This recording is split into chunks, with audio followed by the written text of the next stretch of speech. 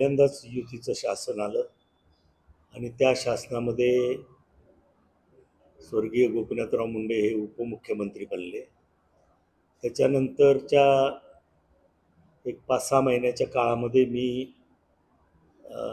गोपीनाथराव मुंडे साहेबांशी चर्चा करून त्यांच्यासोबत भारतीय जनता पक्षामध्ये जाण्याचा निर्णय घेतला आणि 95 ते 2008 या कालावधीचा विचार केला तर अनेक जिल्हा अंतर्गत निवडणुका, विधानसभेच्या निवडणुका, लोकसभेच्या निवडणुका आम्ही एकत्रित लढवल्या.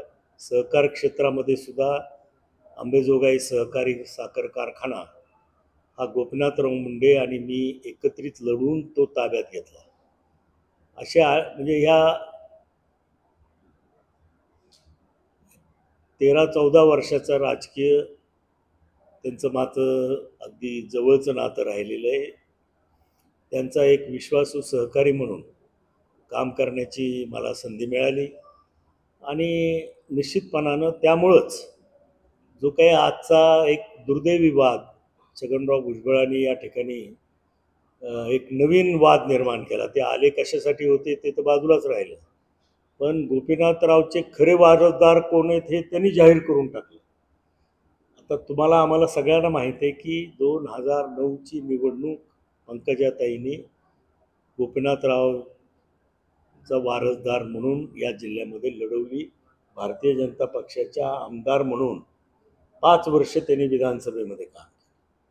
आता 2008मध्येच कोण वारसदार याचा निर्णय गोपीनाथरावनी घेतला होता आणि त्याच्याच आधीसुद्धा अनेक वेळेला वैयक्तिक बोलताना जेव्हा आमच्या चर्चा व्हायच्या किंवा साहेब आता पुढं राजकारणामध्ये काय होणार आहे, तर त्यांनी अगदी स्पष्टपणाने मला वेळोवेळी सांगितलेलं आहे की पंकजाताईच ह्या माझ्या वारसदार आहेत.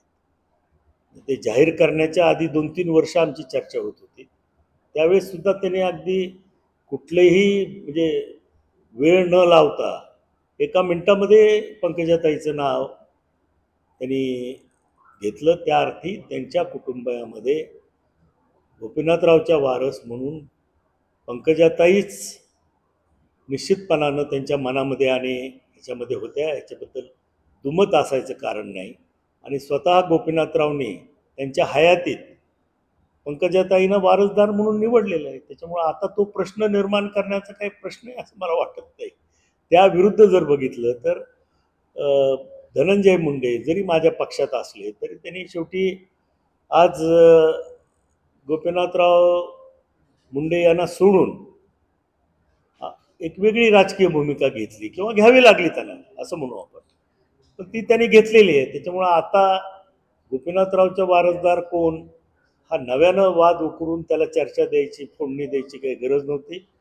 भुजबळ साहेबांनी उगीचच यामध्ये मला वाटतं की स्वतःचं मत नोंदवलेलं आहे. ते त्यांनी नोंदवलं नसतं तर अतिशय चांगलं झालं असतं असं माझं वैयक्तिक मत आहे. राजकारण पाहिलं गेलं तर काका आणि पुतणे असंच आहे. पुतण्या वारसदार होऊ शकत नाही काय असं आजपर्यंतच्या अनुभवावरून दिसतंय. म्हणजे सगळ्याच पक्षात ही गोष्ट आहे, पण माझ्या घरात माझा पुतण्या वारसदारच आहे माझा. ते मी आताच जाहीर करतो. सुमत असायचं कारण नाही. 5 वर्षापूर्वी मी जाहीर केलं होतं, परंतु ऐन वेळेस